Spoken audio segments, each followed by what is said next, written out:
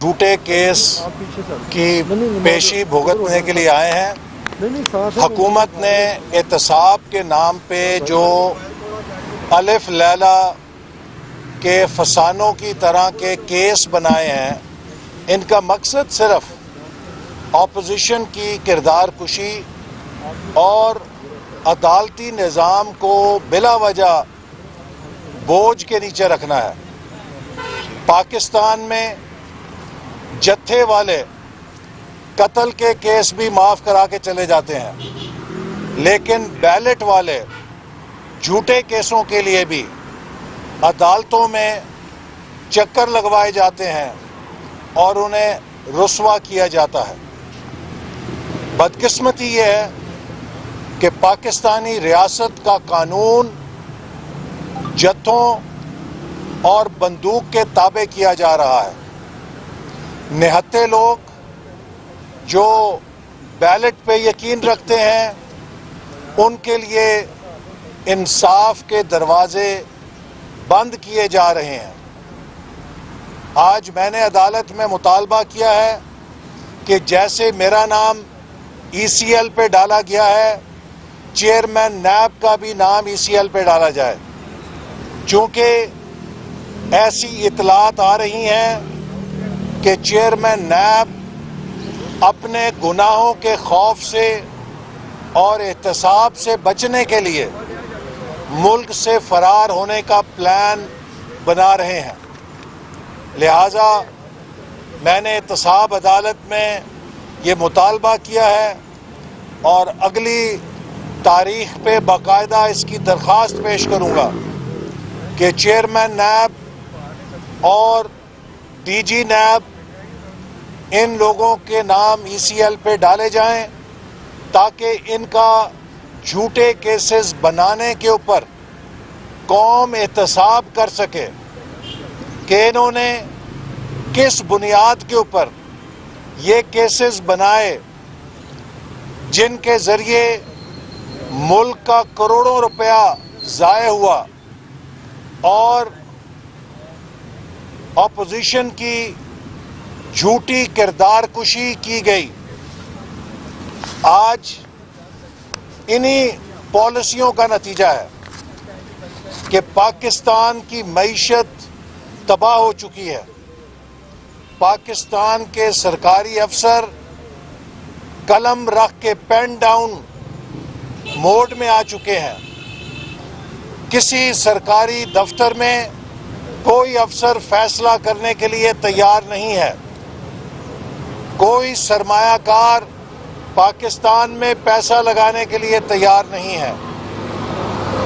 تمام منصوبے کھٹائی میں پڑ گئے ہیں اور ملک کی معیشت کا چہرہ بگڑ چکا ہے۔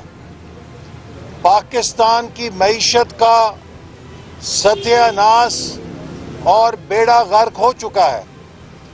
گیس بند ہے، عوام مہنگائی سے بلک رہے ہیں اور جو پاکستان کا نیرو ہے وہ چور ڈاکو کی بانسری بجا رہا ہے، جس بانسری میں اب کوئی نیا سر نہیں رہ گیا۔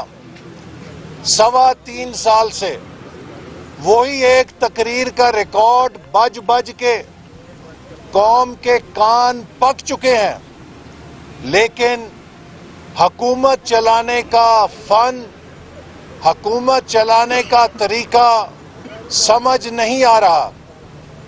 پاکستان کی معیشت ڈوب چکی ہے۔ حکومت ٹیکس اکٹھا کرنے میں ناکام ہو رہی ہے۔ حکومت برآمدات کو بڑھانے میں ناکام ہو چکی ہے۔ 2021 میں بھی برآمدات کی سطح وہی ہے جو 2018 میں ہم چھوڑ کے گئے تھے۔ 2021 میں tax to G D P ratio 2018 کے مقابلے میں کم ہے۔ 2021 میں بیرونی سرمایہ کاری 2018 کے مقابلے میں کم ہے، جس کا نتیجہ یہ ہے کہ اس حکومت نے اپنا کاروبار اپنی نالائکی، اپنی نااہلی اور اپنی ناکامی پر پردہ ڈالنے کے لیے قرضے در قرضے در قرضے در قرضے لے کر آج ہر پاکستانی کو 91,000 روپیہ مزید مقروض کر دیا ہے۔ عمران نیازی پچھلی حکومت کو قرضوں کا الزام دیا کرتے تھے، لیکن ہماری حکومت نے 5 سالوں میں 10,000 ارب کا اگر قرضہ لیا تو اس کے عوض 11,000 میگا واٹ بجلی کے منصوبے لگائے، 2,000 کلومیٹر موٹر ویز بنائیں، سی پیک کے منصوبے چلائے۔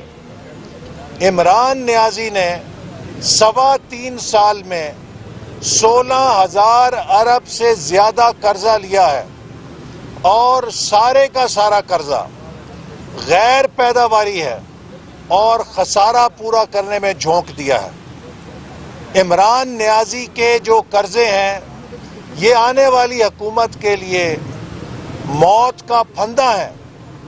اگلی حکومت انہیں اتارنے کے لیے پل صراط سے گزرے گی، لیکن ہم ان قرضوں کا اور اس نالائکی کا حساب لیں گے۔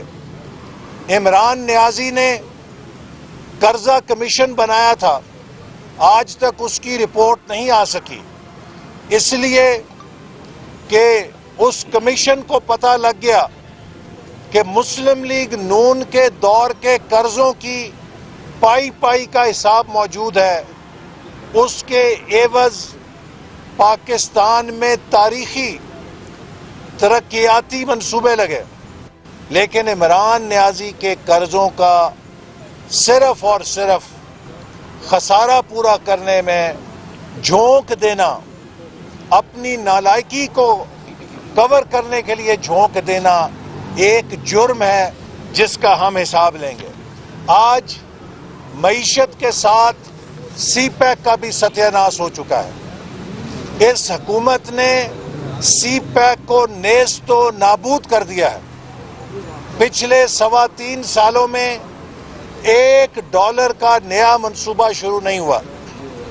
ML1 کراچی سے پشاور ریلوے کا منصوبہ جو 2018 میں تیار تھا، اس پہ کام شروع ہونا تھا، 3.25 سال ہو گئے ہیں، آج تک اس کی ایک اینٹ نہیں رکھی گئی۔ آج گوادر میں وہاں کے عوام، وہاں کی خواتین احتجاج کر رہے ہیں۔ گوادر سی پیک کا گیٹ وے ہے، اور گوادر کو نظر انداز کر کے، ان کے مسائل کو نظر انداز کر کے حکومت نے جان بوجھ کے گوادر میں بدامنی پیدا کی ہے تاکہ سی پیک کو بدنام کیا جائے اور سی پیک کو ناکام کیا جائے۔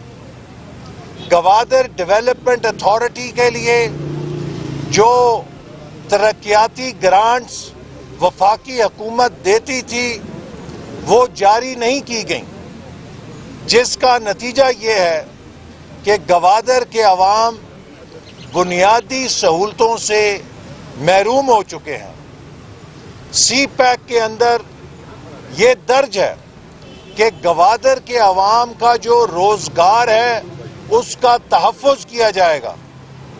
یہ حکومت گوادر کے عوام کے روزگار کا تحفظ نہ کر کے انہیں بدامنی پہ مجبور کر کے سی پیک کو ناکام بنانے کی سازش میں شریک ہے۔ اسی طرح گوادر میں بجلی اور پانی کے جو منصوبے تھے اس میں تاخیر کر کے وہاں کے حالات کو بگاڑا گیا ہے، جیسے کہ مغربی روٹ جو ڈیرہ اسماعیل خان سے ہاکلہ تک تھا، اسے دسمبر 2018 میں تیار ہو جانا تھا، اب جا کے 2021 میں وہ مکمل ہوا ہے۔ 3 سال کی تاخیر کی گئی ہے مغربی روٹ کو مکمل کرنے میں۔ اسی طرح جو گلگت بلتستان کے منصوبے تھے، توانائی کے منصوبے جو پی ایس ٹی پی میں شامل تھے، ان کی فنڈنگ روک کے گلگت بلتستان میں بھی بدگمانیاں پیدا کی جا رہی ہیں سی پیک کے حوالے سے۔ یہ حکومت اینٹی سی پیک منصوبے پہ کام کر رہی ہے۔ اس حکومت کو یوں لگتا ہے کہ بین الاقوامی سازش کے تحت سی پیک کو ناکام بنانے کے لیے پاکستان پہ مسلط کیا گیا تھا، اور اس نے اس سازش کو کامیاب بنایا ہے۔ آج یہ حکومت جو 2018 کے ہنستے بستے پاکستان کو ایک اجڑا ہوا پاکستان بنا چکی ہے، میں یہ بات ضرور پوچھنا چاہوں گا کہ اس حکومت کی بدعمالیوں کا کون جواب دے گا؟ اس حکومت کی تباہ کاریوں کا کون جواب دے گا؟ یہ حکومت آج ووٹوں کے ساتھ قائم نہیں ہے۔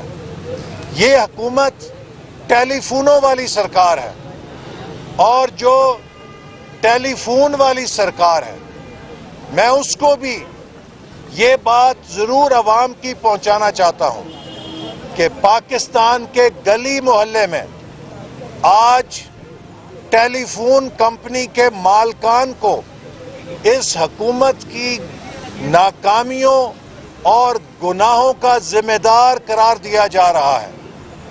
اگر یہ ٹیلی فون بند نہ ہوئے تو ٹیلی فون کمپنی کے مالکان کو بھی اس حکومت کی مہنگائی اور اس حکومت کی بدعمالیوں کے لیے جواب دہ ہونا پڑے گا۔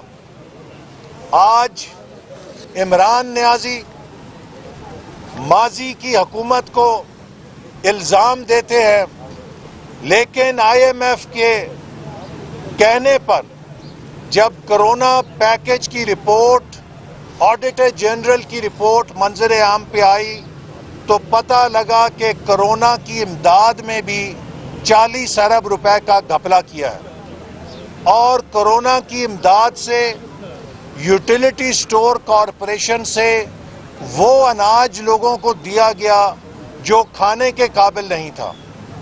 پاکستان کے عوام کو زہریلا اناج اس حکومت نے فراہم کر کے انسان دشمنی کا ثبوت دیا ہے، اور اب جس آئی ایم ایف پیکج پہ یہ دستخط کر کے آئے ہیں وہ پاکستان کی مالی خود مختاری کے سرنڈر کا ڈاکومنٹ ہے۔ That is an instrument of surrender, جس میں پاکستان کی مالی اور معاشی خود مختاری کو سرنڈر کر دیا گیا ہے۔ اب State Bank I M F کو جواب دہ ہوگا، پارلیمنٹ کو جواب دہ نہیں ہوگا، اور اب پاکستان کے برادر ملکوں سے جو قرضہ لیا جا رہا ہے اس کے لیے بھی سوورن امیونٹی سرنڈر کی جا رہی ہے۔ شرمناک شرائط کے اوپر یہ پاکستان کے لیے قرضے لے رہے ہیں۔ دنیا میں پاکستان کو لافنگ سٹاک بنا دیا ہے۔